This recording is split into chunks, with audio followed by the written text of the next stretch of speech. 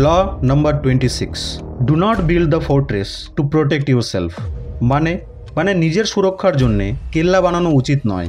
একাকিত্ব অনেক ভয়ানক জিনিস, আর আপনি এই কথাটিকে অস্বীকার করতে পারবেন না যে এই দুনিয়া কিন্তু অনেক ভয়ানক একটি জায়গা। তো যদি আপনি এই ভয়ানক দুনিয়ায় নিজের বানানো সুরক্ষিত কেল্লায় সবসময় বসে থাকেন, তো হতে পারে যে আপনি ভাববেন যে আমি তো বেশ সুরক্ষিত আছি, আমি তো দুনিয়া থেকে নিজেকে আলাদা করে নিয়েছি, আমি তো এই সুরক্ষিত কেল্লায় ভালো আছি। কিন্তু মনে রাখবেন যে আপনি কোথাও না কোথাও নিজের শত্রুর চোখে একদম দুর্বল একজন ব্যক্তি হয়ে থাকছেন। দূর থেকে সে দেখতে পাচ্ছে যে ওটা আপনার কেল্লা, আর আপনি তার ভেতরে আরাম করে বসে আছেন। তো এবার আপনার সেই শত্রু আপনাকে হারানোর প্ল্যান করবে না, প্ল্যান করবে আপনার কেল্লাকে ভেদ করার, সেটিকে ভাঙার।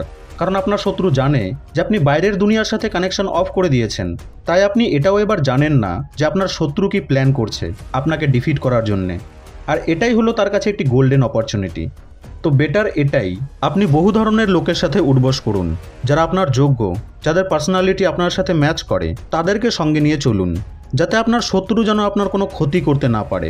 আরও সহজ করে যদি বলি, তো শক্তির এই খেলায় আপনি টপ পোর্শনে গিয়ে বসতে চান, আপনি সবথেকে পাওয়ারফুল হতে চান, রাইট? তো এর জন্য কিন্তু আপনার বহু লোকের প্রয়োজন পড়বে নিজের কাজকে পার করার জন্যে। এমন নয় যে সেই টপ লেভেলে আপনি একা একা পৌঁছে যাবেন, না, সেখানে পৌঁছানোর জন্য লোকেদের তো প্রয়োজন পড়বেই আপনার।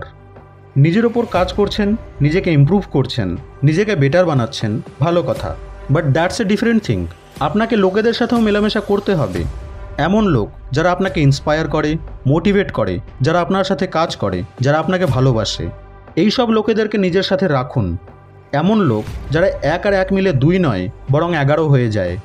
যদি আপনি দুনিয়া থেকে কাট অফ হয়ে যান, তো আপনার শত্রুর কাছে এটি একটি গোল্ডেন অপরচুনিটি।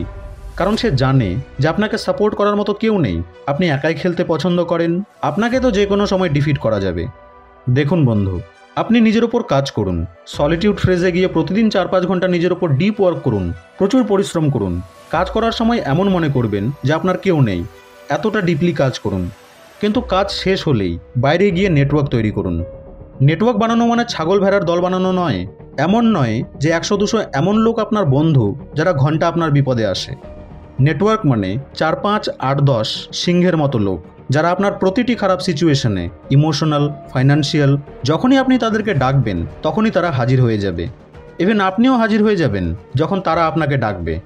এটিকে বলে রিয়েল নেটওয়ার্ক। এই ছোট কাজটি যদি আপনি করে রাখতে পারেন, তো শত্রু আপনার কিচ্ছু করতে পারবে না, কারণ সে এবার আপনাকে জানতেই পারবে না। আর যদিও বা জেনে যায়, তো অ্যাট্যাক করার সাহস পাবে না, কারণ সে জানে যে আপনার চারপাশে 8-10টি সিংহ রয়েছে যারা তাকে আস্ত রাখবে না।